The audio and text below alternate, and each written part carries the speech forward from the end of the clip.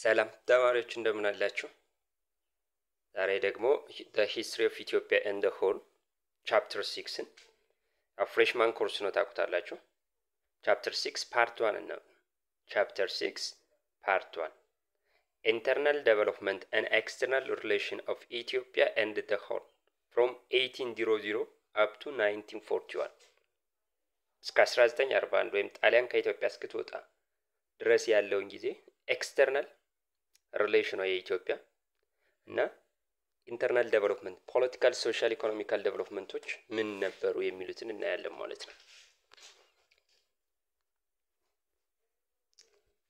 people and states in the south central south western and western Ethiopia በእነዚህ አካባቢዎች ብዙ ስቴቶች አዳዲስ ስቴቶች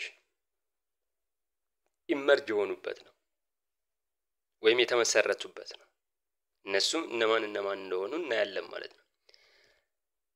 The states in the southern, central, southern and western Ethiopia were divided into 5 kingdoms. 5 ኪንግደሞች ናቸው። እነዚህ ምን እንደሆኑ southern እና central ተብለው የሚጠሩት ወይም ቀበና ስቴት ተብለው ይጠራሉ። እነዚህን ያጠቃልላል። ሀዲያ፣ ሀላባ፣ ከምባታና ጉራጌ ተብለው የሚጠሩ ናቸው። ሁለተኛው ጊቤ ስቴትስ ናቸው። በጊቤ ወንዝ አካባቢ ያሉ የጊቤ ስቴቶች አሉ። 5 ናቸው። እነሱ ምን እንደሆኑ ምን ኢኮኖሚካል ሶሻል ዴቨሎፕመንቶችን እንዳስመዘገቡና ለቃ ስቴትስ ተብለው የሚጠሩ አሉ።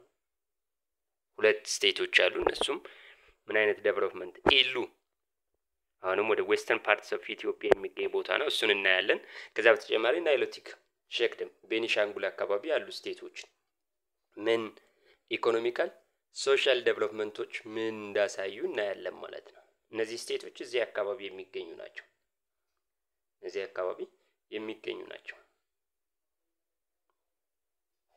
አብዛኛው እዚህ አካባቢ በ19ኛው መቶ ክፍለ ዘመን ኢመርጅ ሆኑ ስቴቶች ናቸው ማለት ነው። እነሱ ምን ዴቨሎፕመንት ሳውዘርን ስቴትስ they were also called as the state of ቀበና ብለን እንጠራቸዋለን። the state of ቀበና they were ወደ 4 ናቸው እንግዲህ ብያቸዋለሁ። autonomous እና semi autonomous political entities during this period አንዳንዶቹ autonomous ሙሉ ለሙሉ ኢንዲፔንደንት ነበሩ። ሌሎች ደግሞ በሌላ ተይዘው semi autonomous በከፊል ኢንዲፔንደንት ወይም ነፃ የነበሩ ስቴቶች ናቸው። economically they depend largely on agriculture, but it was also supported by because the local peoples, the local merchants, they were active involved in local trade and long distance trade. ስለዚህ ከአግሪካልቸር በተጨማሪ ኢኮኖሚያቸው it was supported by trade. Among these states, Gurage land was an important market center and political entity. ካሉት ስቴቶች መካከል የጉራጌዎች ዋና ተብለው ማርኬት ሴንተሮች ነበሩ። ዋና ተብለው የሚጠሩ ማርኬት ሴንተሮች እንደነበሩ ያሳየናል ማለት ነው። ከነዚህ መካከል ሶዶና አይመሌ they were known as well known market center. long distance trade ክሮስ ከሚያደርጋቸው ቦታዎች አንዳንዶቹ የገበያ ማዕከል ናቸው። ወደ ከተማነት ያደጉም አሉ። ሶዶ ለምሳሌ ወደ ከተማነት አድጋለች። ስለዚህ እዛ አካባቢ ከሚገኙት ታዋቂ ማርኬት ሴንተሮች ሶዶና አይማሌል they were the well known market centers. the Gurage had their own political organization. የራሳቸው የሆነ administrative system ነበራቸው ጉራጌዎቹ። ለምሳሌ መሪዎቻቸውን their leaders held the title of አበጋዝ or አዝማች ንጉስም ይላሉ who combined political and military authority. ሚሊተሪ አውቶሪቲ ነበራቸው እና መሪዎቻቸውን ማን ብለው ይጠራሉ? አበጋዝ ወይም አዝማች፣ አንዳንዴ ደግሞ ንጉስም ብለው ይጠራሉ። ቀበና እነዚህ ቀበና ስቴቶች ብለን የምንጠራቸው ወደ 4ቱ they were emerged as a stronger political entity during the second half of 19th century. ከ1850ዎቹ በኋላ ነው strongly political unit ነው መውጣት የጀመሩት ማለት ነው። it became the center of Muslim revivalist movement to the northeast of the Gibe river. የሙስሊም ሪቫይቫሊስት ወይም ራሳቸው የሚያደራጁበት እንደገና ሪቫይቭ የሚያደርጉበት ዋና ማዕከል ነበሩ። እነዚህ ሳውዘርን ወይም ቀበና ስቴትስ ብለን የምንጠራቸው ማለት ነው። ሁለተኞቹ ኢምፓየሮች ጊቤ ስቴትስ ናቸው። ጊቤ ወንዝ አካባቢ የሎንግ ዲስታንሱን ተከትለው 5 ስቴቶች ተመስርተዋል። እነሱም ምን ይመስሉ እንደነበር ፖለቲካል እዚህ ጋር መያዝ ያለባቸው ማን ፋውንድ አደረጋቸው፣ who was the strongest ruler የሚሉትን እነዚህም ማወቅ አለባቸው። so how they transform from ገዳ system to monarchical type of government የሚለውን እናያለን ማለት ነው። when we see this towards the beginning of the 19th century several monarchical states or motumas they were emerged among the Mecha Oromo at the expense of ገዳ system beginning of 19th century በ19ኛው መቶ ክፍለ ዘመን መነሻ አካባቢ የተለያዩ የኦሮሞ ማህበረሰቦች የራሳቸው የሆነ ሞናርኪያል ስቴት ከገዳ ሲስተም ራሳቸውን ገንጥለው የራሳቸውን ሞናርኪያል ወይም በንጉስ ሃይራርኪያል ወይም ሄሬዲተሪ የሆነ ታይፕ ኦፍ ገቨርንመንትን ኢመርጅድ አድርገዋል ማለት ነው። it was ከነዚህ መካከል የሜጫ ኦሮሞዎቹ ተጠቃሾች ናቸው ማለት ነው። in this process the war leaders of ገዳ ሲስተም ማን ነበር የሚባሉት? አባዱላ and powerful individuals they overtake the power of ገዳ government በፊት በገዳ ስር ይያሉ ባንድ አባ ገዳ ነበር እንትን የሚሉ አሁን ግን የተለያዩ ስትሮንግ የሆኑ አባዱላዎች በገዳ ሲስተም ተሹመው የሄዱ አባዱላዎች እና ስትሮንግ የሆኑ ኢንዲቪጁዋሎች የራሳቸውን ስቴት ኢመርጅድ ማድረግ ጀምረዋል። ከገዳ ሲስተም ወጣው ማለት ነው። ከገዳ ሲስተም ወጣው የራሳቸውን ስቴት ኢመርጅ ማድረግ ጀምረዋል።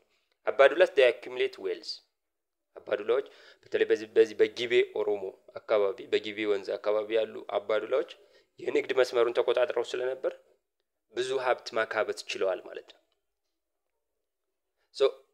ይሄንን በመጠቀም የተሻለ ሚሊተሪ መያዝ ችለዋል። ኢምፖርት የሚያደርጉ ነበር የጦር መሳሪያ ምክንያቱም በንግድ መስመሩን እንትን ስለሚል ይሄንን ኦፖርቹኒቲ ሞናርኪያል ታይፕ ኦፍ ገቨርንመንት የራሳቸውን ከገዳ ወጣው ሞናርኪያል ታይፕ ኦፍ ገቨርንመንት ኢስታብሊሽ እንዲያደርጉ አስችሏቸዋል። ይሄ ሄሬዲተሪ ገዳ ሄሬዲተሪ አይደለም። አንዱ ሲሞት ልጁ ሲሞት የሚተካበት ምናምን አይደለም ገዳ ሲስተም። ይሄኛው ግን በዛ አይነት መልኩ ነው። this development especially took place among the Oromo around the districts of ጊቤ ወንዝ አካባቢ የሚገኙ ስቴቶች ናቸው። እነዚህን አምስቶቹን ስቴቶች እንያቸው። አንደኛው ሊሙ ኢናሪያ ነች። the earliest state that withdrew from ገዳ ሲስተም ከገዳ ሲስተም የመጀመሪያው የኦሮሞ ስቴት ሊሙ ኢናሪያ ነች።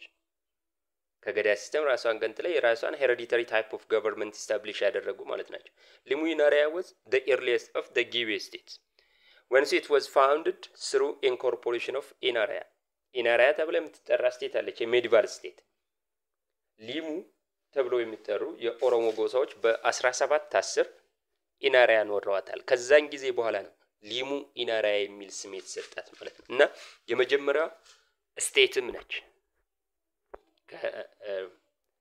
ከገዳ ሲስተም ያሉ ማለት ነው ከወጡት ማለት ቦፎ ወይም አባ ጎመል he established ሊሙ ኢናሪያ ከ1800 እስከ 25 በነበረው ማለት ነው። ቦፎ ካየ ነው the founder he abdicated in favor of his son ስልጣኑን በገዛ ጊዜው ለልጁ ሰጥቷል። ለኢብሳ ወይም አባባግቦ ተብሎ ለሚጠራው ከ1825 እስከ 61 ለነበረ ማለት ነው። so the kingdom reaches its own height of its during Ibsa reign በልጁን ስልጣኑን ከለቀቀ በኋላ ለኢብሳ አስረክቧል። አባገሙል ተብሎ የሚጠራው ፋውንደሩ በዛን ጊዜ ነው የተሻለ ኢኮኖሚካሊም ፖለቲካሊም ሃይስት የደረሰችበት ማለት ነው። when he incorporated that means Ibsa ወይም አባባግቦ he incorporated the area including the present day of ሃጋሎ ቦዲፎሌ በዚሁ አካባቢ ያሉ ኤሪያዎች ናቸው ጊቤ አካባቢ እና ሃይስት ላይ በፖለቲካም በሚሊተሪ ሃይስት ላይ የደረሱበት ወቅት ነው። Ibsa was succeeded by Abba Bulga. his son and successor 1861 እስከ 83 የነበረ ነው። ስለዚህ አሁን ሊሙይናሪያ ላይ መያዝ ያለባችሁ ምንድነው? ማን ነው ፋውንድ ያደረጋት? who was the strongest ruler? this is enough. Jimma, the other state which was withdrew from ገዳ ሲስተም ከገዳ ሲስተም በ19ኛው መቶ ክፍለ ዘመን መጨረሻ አካባቢ ምን ያለች የራሷን ስቴት የመሰረተች ነች ማለት ነው።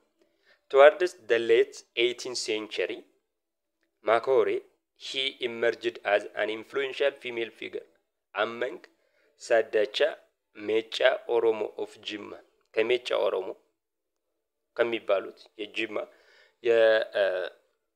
late 18th century 18ኛው መቶ ክፍለ ዘመን መገባደጃ ላይ ማካኦሬ ምን ሆናለች? emerged as an influential female ሴት ተጽዕኖ ፈጣሪ political ተጽዕኖ during this time the local Abadulas they sought to take political power from ማካኦሬ ከሷ ስልጣኑን መውሰድ ይፈልጋሉ።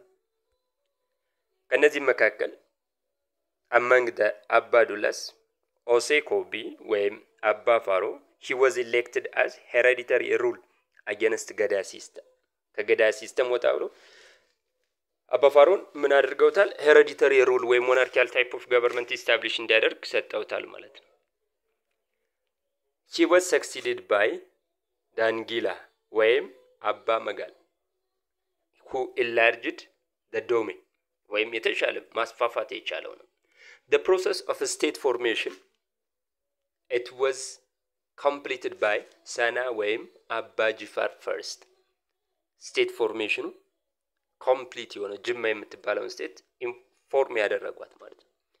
famous ወይም popular ንጉሷ የነበረ ወይም መሪያው የነበረ the most famous የነበረችበት ጊዜ ጅማ መቼ ነው?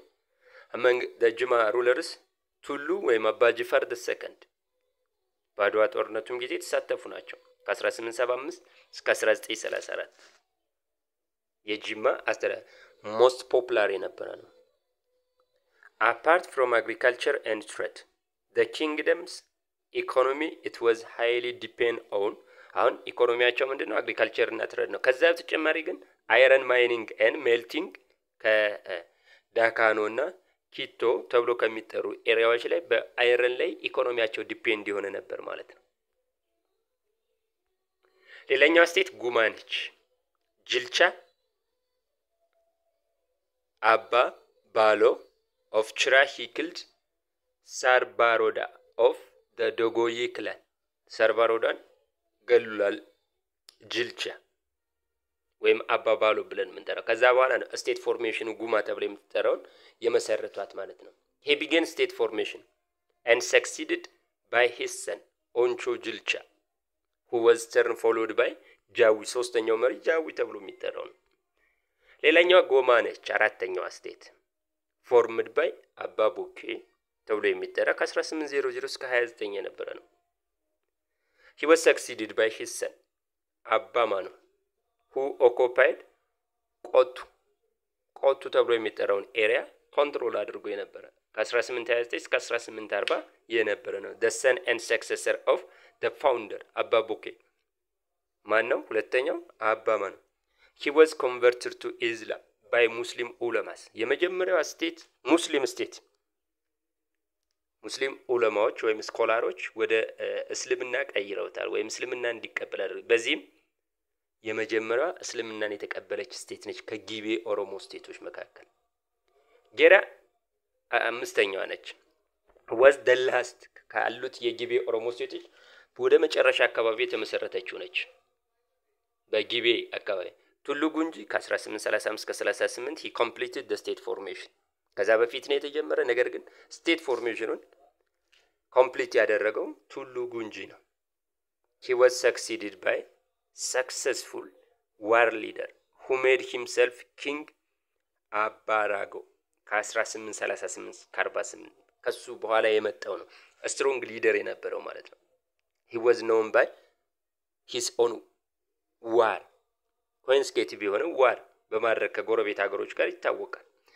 ጌራ enjoyed prosperity under አባ መጋል የተሻለ prosperity ወይም ኢኮኖሚካል እና ፖለቲካል prosperity highest የደረሰበት during the reign of አባ መጋል ነው። he was also converted to Islam ወደ እስልምናም ተቀይሯል እስልምናንም ተቀብሏል ማለት ነው።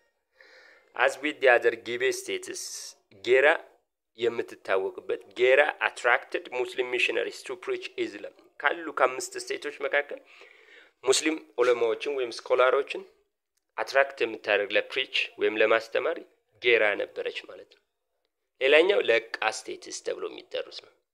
በኑሲ ደለቃ ስቴትስ ልክ ከጊቤ ኦሮሞ ስቴቶች ቀጥለው ሁለተኞቹ የኦሮሞ ማህበረሰብ ከገዳ ሲስተም የወጡ ናቸው። ወደ ወለጋ አካባቢ ያሉ ኤሪያዎች ናቸው። ለቃ ስቴትስ ብለን እንጠራቸዋለን። like in the Gibe regions there was several monarchical kingdoms evolved among ሜጫ ኦሮሞ of ወለጋ የሜጫ ኦሮሞ የሆኑት ወለጋ አካባቢ እዛ አካባቢ የተለያዩ ሞናርኪያል ስቴቶች የሞናርኪያል ማለት ሄሬዲተሪ ከዘርዘር የሚዋረስ ስልጣን አድሚኒስትሬቲቭ ሲስተም ያለው ማለት ነው። እና ብዙ ናቸው ብዙ ስቴቶች መጥተዋል። ነገር ግን ሞቲ አቢሽ he established a strong kingdom of Harro. A number of Abadulas they declared themselves as ሞቲ ከነዚህ መካከል ሞቲ አቢሽ የመጀመሪያውን ሆሮ ኪንግደም ኦፍ ሆሮን ኢስታብሊሽ አድርጋ ከሱ በኋላ የተለያዩ አባዱላዎች ራሳቸውን ሞቲ ወይም ኪንግ በማለት ሄሬዲተሪ ታይፕ ኦፍ ገቨርንመንትን ኢስታብሊሽ አድርገዋል። among this ከነዚህ መካከል ግን ለቃ were the prominent one ለቃ ስቴቶች ፕሮሚናንት ወይም ታዋቂ የነበሩበት ነው። ማንና ማን እንደሆኑ እናያለን። ለቃ ስቴትስ አንደኛው ነቀምት ነች። ለቃ ነቀምት when see its founder it was founded by ባካሪ ጎዳና when 1840 በ1840 ባካሪ ጎዳና ተብሎ በሚጠራ ሰው ተመስርታለች። reached its highest under his successor highest የደረሱበት ወይም ኢኮኖሚካል እና ፖለቲካል ፕሮስፔሪቲያቸው ያደገበት during the reign of ሞሮዳና ኩምሳ ተብሎ በሚጠሩ በሱ ሰክሰሰሮች ነው። ኩምሳ he established a strong monarchical state strong የሆነ monarchical state ሶስተኛው ማለት ነው ስቴት እዛ አካባቢ ነቀምት አካባቢ establish ማድረግ ችሏል። he controlled the trade and he also highly practiced the agriculture. ሞቲ ኩምሳ the third successor ማለት ነው ሁለተኛ ሰክሰሰሩ ማለት ነው። መጨረሻ ላይ ዘሚኒሊክ እንትን ካሉ መጡ በኋላ ደጃዝማች ገብረ እግዚአብሔር ተብሎ ተጠርቷል ማለት ነው። he was known for his own promoting handcraft ከሚታወቅበት የእደ ጥበብ ስራ ፕሮሞት ያደርግ ነበር። ጎልድ ዋሽንግ ኮፊ ፕላንቲንግ እና ጌም ሪዘርቭስ ወይም በሃንቲንግ አደን ጌም ሪዘርቭ የሆኑ ኤሪያዎችን ኢስታብሊሽ አድርገው ነበር። ሌላውንም ነቀምትን ካየ ነው administrative structure and judiciary hierarchies that replaced the Gada system was known as ሲርና አባ ቆሮ ወይም ቆሮ ሲስተም። አሁን ገዳ ሲስተም ወጥቷል። ሃይራርኪያል ታይፕ ኦፍ ገቨርንመንት ሞናርኪያል ታይፕ ኦፍ ገቨርንመንት ነው ኢስታብሊሽ ያደረጉት። ልክ ገዳ ሲስተም እንደሚባለው ማን ተብሎ ይጠራና ሲርና አባ ቆሮ ወይም ቆሮ ሲስተም ተብሎ ይጠራል ማለት ነው። ለቀምት ላይ ያለው in its nature ካየነው አድሚኒስትሬቲቭ ሲስተሙን in its nature the administration system was essentially kingship በንጉስ የሚመራ and was quite similar to feudal administration ከፊውዳል አድሚኒስትሬቲቭ ሲስተም ጋር ተመሳሳይነት ያለው በተለይ በመሬት ላይ ጥገኛ በመሆኑ ማለት ፊውዳሊዝም መሬት ነው አይደል? ትልቁ የኢኮኖሚ ምንጭ መሬት ነው። ይሄም ከዛ ጋር ተመሳሳይነት አለው ማለት ነው። ሁለተኛው ስቴት ቃሊም ነች። ለቃ ቃሊም was located in the south western parts of Walaga. It was founded by Tulu.